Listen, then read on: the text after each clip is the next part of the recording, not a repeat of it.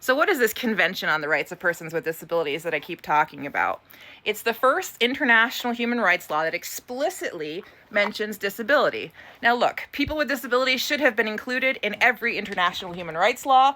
It should not have had to be explicit, but here we are. And if you don't know me, I'm Allison. I'm legally blind and an international human rights lawyer who's focused on disability rights for the last 17 years. In the early 2000s, the Mexican government went to the UN and said, we need some help understanding how to treat persons with disabilities. This was after getting repeated human rights violations called out due to the institutionalization and other abuses that they were doing towards disabled people.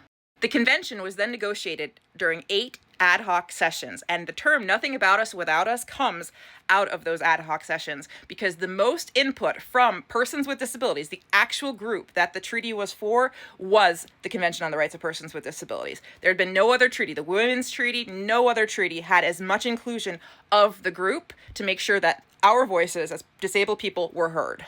In 2006, the UN General Assembly adopted the convention, also known as the CRPD. And in 2008, after the 20th ratification of the CRPD, it entered into force, which means it became legally binding international human rights law.